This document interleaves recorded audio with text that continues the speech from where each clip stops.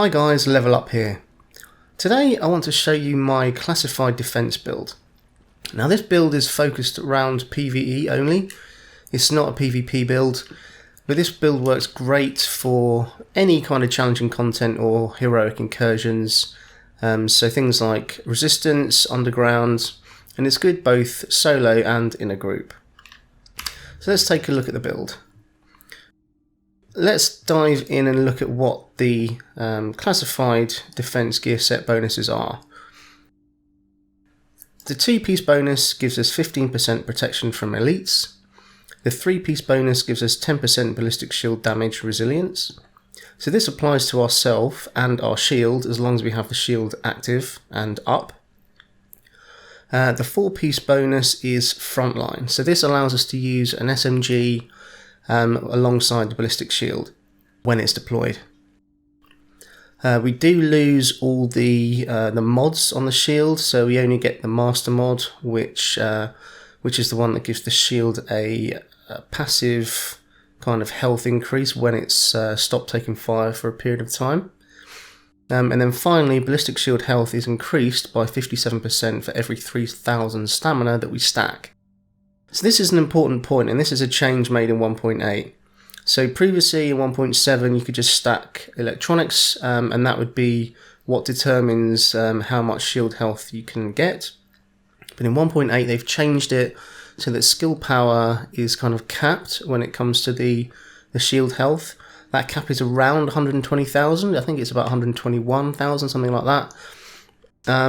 Above that, we're not going to be getting any more shield health from electronics, so that's where we have to stack the rest into stamina in order to give us a nice tanky shield. And from my kind of experimentation in PvE, we don't really need to go above 6,000 stamina for that. That's going to give us a very strong shield of around just over 1 million shield health. It's worth noting as well, so it does say for every 3,000 stamina. This is like a step change, so there's no kind of linear scaling between 3,000 and 6,000. If you're at 5,990 stamina, you'll have the same shield health as you would if you were at 3,000 stamina, so you do need to make sure you get above 6,000. The 5-piece bonus is an extra 15% protection from elites, which gives us 30 in total. And an extra 5% ballistic shield damage resilience. And then the 6-piece is quite a mouthful, but first off we gain a large amount of melee damage with the shield, so this is actually quite useful. I found certainly in resistance when maybe you don't have quite enough ammo in your clip to finish off one of the rushers, before they can get their staggering blow on you, you can just kind of melee them with a shield and that'll finish them off. So it is actually really useful. The next point is when we receive damage from enemies' weapons. After a certain amount of damage taken, you gain a nice 30% armor buff. And I think this is an all damage resilience buff that your character gets. And in which case this will also apply to the shield as well. So once we get that icon above our head that shows we've got this armor buff, we should be getting a nice amount of damage resilience for ourselves and for our shield. The other thing is that the shield, here we go, so all overhealing that the player receives is applied to the ballistic shield instead of the player. Now this is something that you can manipulate, to be honest, so this is only active when you've got the shield up in front of you. If you were to go into cover and receive an overheal, then that will apply to your character and not the shield. So if you've already got like loads of shield health and you'd rather give yourself an overheal, just duck into cover or sprint, because sprinting also puts the shield away, and then the overheal will apply to you instead. There is another buff here, but for PvE this never actually procs at all, and that's the exotic damage bonus that you get. So once you take a certain amount of exotic damage, you gain 30% weapon damage. But like I say, this I've never seen this proc in PvE. You can apply it to yourself if you really want to by throwing 2 grenades on the floor and running into them, but it's probably not really worth it, to be honest. And lastly, when at 9,000 stamina, the ballistic shield health is increased by 200%. We're not going to worry about that in PvE. Like I said, we don't need that much shield health at all. We're better off speccing it into firearms instead. So that's the overview of the set and the bonuses. Let's just move on to how I've distributed the stats. So like I said before, this kind of 120k skill power cap is what you want to hit. Anything above that isn't going to affect your shield health at all. Obviously it will affect your other skill, so depending on how much healing you want, if you're using something like overdose, you can obviously spec more into that if you like, but just know that's not going to affect your shield health at all. In terms of stamina, like I said, just hit that 6,000 stamina cap. Any more than that, you're not going to get any more shield health either. This was the minimum I could get with the way that I rolled the gear. You may be able to find a way to get just over 6,000 and then maybe a little bit more into firearms, but that's kind of what you want to focus on. It doesn't necessarily matter how you roll each item, as long as you end up with around like 6,000 stamina, 120k skill power, and then the rest into firearms. So the chest piece, I'm running with EDR, skill haste, and ammo capacity. The reason for that is because the extra 16,000 health that we could get is only going to be about 5% more than our health that we've already got, because we're already very tanky. So I just preferred to run with a bit more exotic damage resilience, just so that we've got a bit of protection from grenades and fire and things like that. And also running 9% skill haste. We're not running skill haste anywhere else, so this is just to give us a little bit more, get our skills back a little bit quicker. And then because we're running an SMG almost like the whole time, then we want to have ammo capacity on the minor. On the mask, because this is a PvE focused build, we always want to roll enemy armor damage and damage to elites.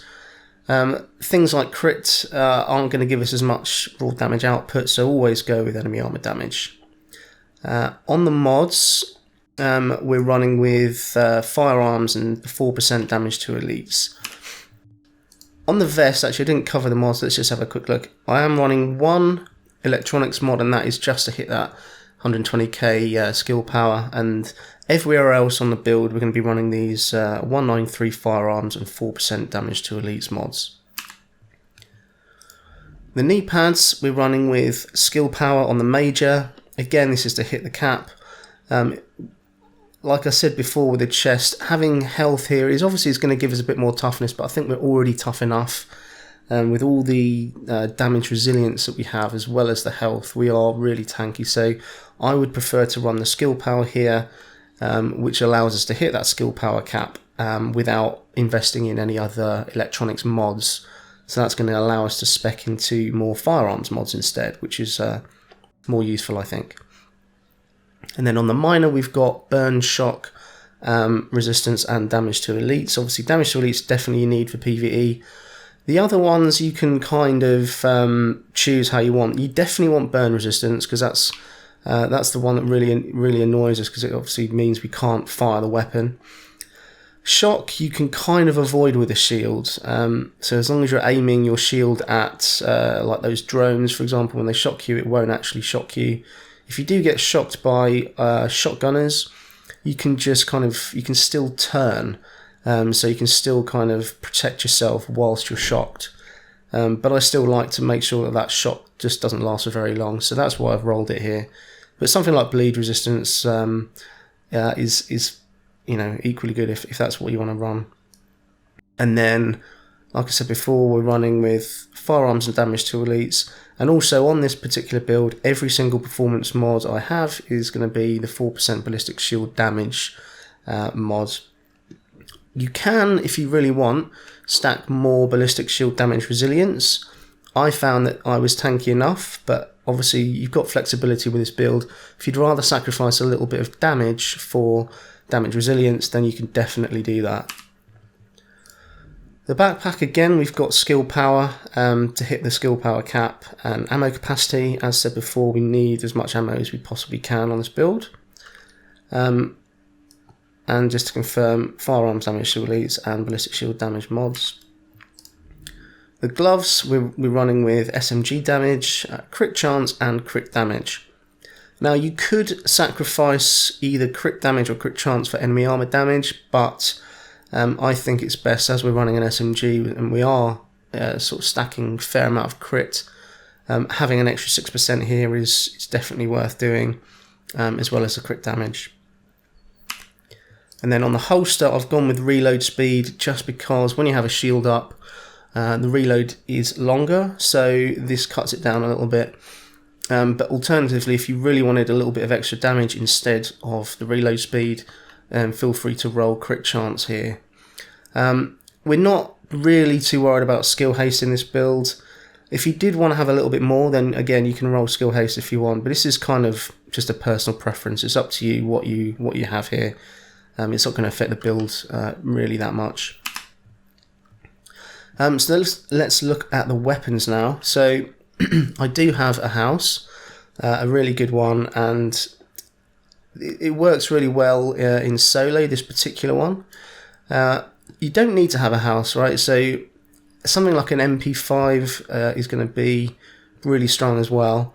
The most important things are the talents, really, that you have on it. So if you're running solo, definitely have predatory, because now that we have more health in 1.8, it's harder to heal ourselves through kind of first aid skills and things like that, because we just have more health to try and heal.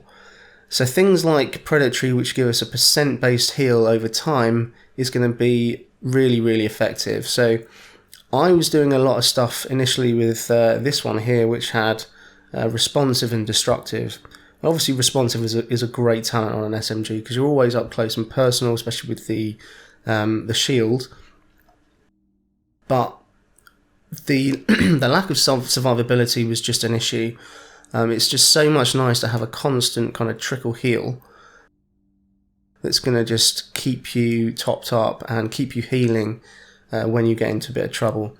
And for me, we're already doing enough damage that we didn't need another damage talent. So definitely predatory if you're solo. If you're in a group and you do have a healer, then definitely go with a damage talent like responsive.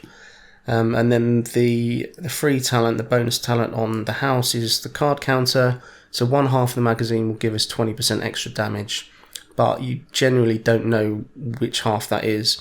So just on average, you're going to be getting an extra 10%. So that's really good. As a secondary, I like to run a sniper. So because we're generally up close and personal, the enemies we're going to have a hard time with are those that are kind of behind cover in the distance. So if we get some of those and we can't really push up for whatever reason, then if you just go into cover, swap to your secondary, and then you can kind of snipe away, which is, I think, really nice. I've gone with the classic M44 because I just like the raw damage that it has. So it has by far the highest base damage of any of the other marksman rifles. And for talents, we've got Unforgiving, Destructive, and Prepared. So these are really good, obviously, damage talents. Because we've got a fair amount of stamina, we can unlock Unforgiving. And to be honest, oftentimes when you're in cover like that, you probably are slightly low health. So you do very often proc at least the 10% damage buff from Unforgiving. So that is really nice. Let's just go back to the mods on the house. Actually, I didn't cover those. So we're running extended mag, which you always want to have, and again, probably just the best three attributes that you'd want to run on a mag. So crit chance and rate of fire. Crit chance just because crit chance is harder to come by than crit damage, so you always want to roll 3% if you can, and then rate of fire just for a bit of extra burst damage. On the optics, we're going to be running with crit damage, headshot damage, and crit chance. And that's the same as the muzzle as well, because these are, again, the best three attributes that you want to run. And then on the underbarrel, we've gone for optimal range. And that's just because, like I said, we're always going to be using the SMG, and the native range is not very good on an SMG. So giving ourselves almost 50% more is definitely useful, and the damage drop off is quite high on SMGs as well. So as soon as you get past that optimal range, you do see quite a noticeable drop in damage. So we want to keep that as high as possible. I think it's better than using another crit damage mod here, to be honest. And on the classic M44, obviously we're just going to be running headshot damage as the major on both, and then ideally crit chance and crit damage as well. So let's just have a look at the skills. So I'm running with booster shot as a secondary. However, you may decide not to do that. The other option, which is really good, because if you look at here, my heal that I'm going to get is 95,000. My base health is just over 300,000. So this is just under 1 health bar that we're getting back. If you were to use something like support station with like immunizer, for example, then if you were to just put it down, you'll get an immediate cleanse of any status effects, and then if you were to blow it up, the master mod will give you a 33% heal. So that's going to be a third of your health bar, and that's, like I say, actually slightly higher than the overdose is giving us. And because it can also overheal you, the immunizer is probably the best secondary skill to go for. And if we look at the cooldown as well, we can see that the cooldown is 31 seconds, and for overdose it's 48 seconds, so it's a lot shorter cooldown as well. So although I have been running overdose, I think it's definitely better to run with immunizer, and I'll be probably changing that on the way I run this build going forward. Talents. So talents, we want to run definitely everything that you can get that gives you a damage resilience is going to help both ourselves as well as our shield. So you want to run crit save. If you get to low health, just being able to give yourself an extra 20% damage resilience for 10 seconds is really, really useful.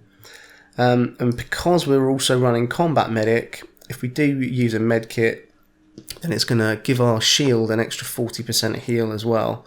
So the combination of these two talents gives us 20% damage resilience that applies to ourselves and our shield, and it also is going to give us a 40% shield health increase as well. So these two are really, really useful to run. We're also using on the move because we're going to be up close and personal with the NPCs, and it's going to be very easy to get a finishing blow while strafing.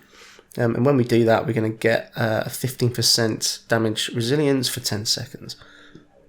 So if we stack all these damage resiliences up, we can be, generally speaking, you'll have on the move up all the time. And we've also got that 30% protection from elites active. We've also got 15% all damage resilience from the shields, the 3 and the 5 piece bonuses. And we've also got this 15% from on the move that we're going to have up pretty much all the time. So that's going to give us pretty much 30% damage resilience all the time, plus the 30% protection from elites. So that's why we're so tanky with this build. And then finally, we're going to run precision, because we're not using pulse. If we can get a headshot on the target initially, that's going to give us a pulse on them for 10 seconds, and that's going to give us 12.5% crit chance, taking us to about 50% crit chance overall. And it's also going to give us an extra 25% crit damage on that target. So that's going to make a big difference to the amount of damage we do to them. So definitely I think these are the 4 best ones to run with this kind of build. I will just show you the shield health actually, I didn't cover that. So like I said, giving us just over 1 million, and the maximum is 1066, so you can see that probably like an extra few hundred skill power is going to allow us to hit that cap, but realistically that 5,000 shield health isn't going to make any difference whatsoever. And we get a base damage resistance of 25%, so that's a 10% from the shield and the 15% from the 3 and the 5 piece bonuses. So actually with on the move, it's not, I was wrong earlier, it's not 30%. Once we get on the move, we're actually sitting at 40% damage resilience, which is really good when you consider that the signature skill for Survivor Link only gives us 50%. So we're pretty much always at 40%. So we're almost always basically got a survival link active the whole time. In terms of signature skill, I tend to run recovery link. But again, if you're in a group, you might find that survival link's a bit better off, because this, anytime, like I said, you stack damage resistance, it applies to yourself and your shield. So that's the main build. I want to cover one very small variation. If you're in a group, definitely run the 6-piece, because when that sort of damage buff procs, when you receive damage and you get the armor bonus, that applies to the whole team, and that is really useful. But if you're solo, you may decide that you'd rather run a little bit more damage. So I've got a variation here that has the Barrett's chest instead. And what this gives us is, it allows us to spec slightly differently. So we can spec more into firearms, so we get more DPS. We're also going to be running health on the chest piece, so that's why we've got a little bit more toughness. And because it's a Barrett's chest, although it says 113,000 here, when we actually activate it, we get that 10% skill power bonus, and that's going to give us 125,000 skill power, which is slightly more than we had before. And the reason for using Barrett's when solo is because when you pop your secondary skill, so when you activate your shield, you've got your shield out, when you use your secondary skill, you're going to be on effectively the second bonus, so one skill on cooldown. When you've got your shield up, it doesn't count as being on cooldown. So whenever you use your secondary skill, you basically have this one skill on cooldown bonus active. So you're going to have a damage increase of 5%. So we've got slightly more firearms, and we're pretty much always going to be using this second Barrett's bonus of 5% damage. So that's why it's really good. We can also roll it to firearms instead of stamina, which is what we had in the defense piece that we were running. And then we can use stamina and damage to elites mods to bring us up to that 6,000 stamina threshold that we need for the shield. And also, because this is slightly more damage focused, we've gone with enemy armor damage instead of EDR or skill haste. So that's just one variation, and you might find that you prefer a little bit more damage, so this would be the way to go. You do lose out on the tankiness, and you don't have that that shield bash that you do have with a 6-piece as well, which is quite good. But that's it really. I wanted to just jump into some gameplay now. So this is with the 6-piece, and it's the wave 15 on resistance against 3 hunters. You can kind of see how good this build is and how tanky we are when we face these hunters. And you can see how often that armor bonus procs as well, and you can see how useful that is. So that's it guys, I hope you enjoyed the video, I hope you found it useful. If you do, please drop me a like and subscribe if you haven't already, and I'll see you all in the next video.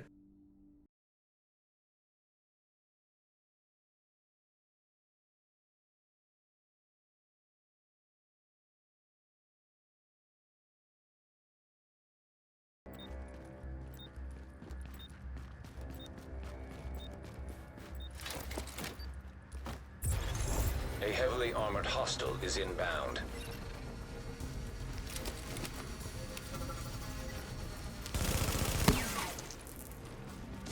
Open fire!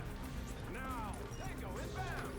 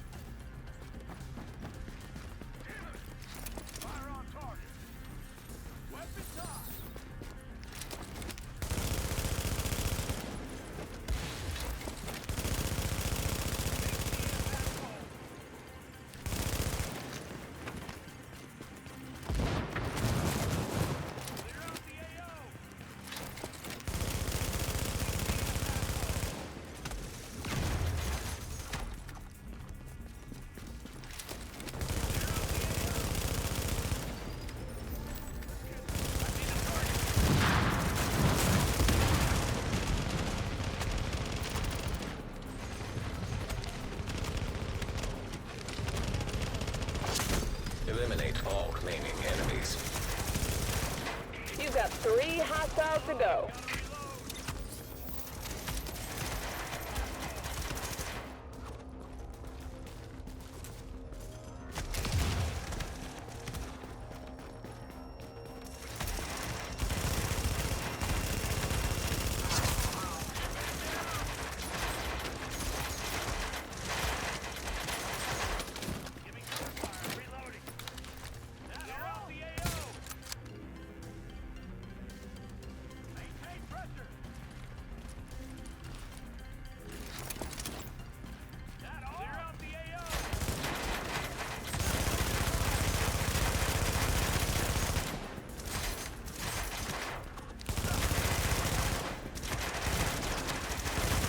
Scans say you got 1 hostile left.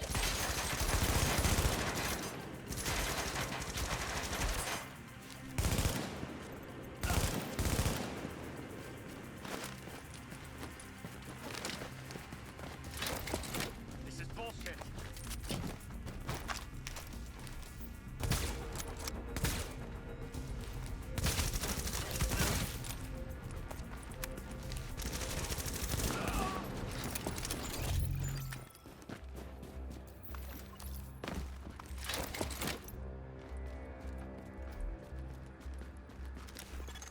Hostiles inbound in 20 seconds.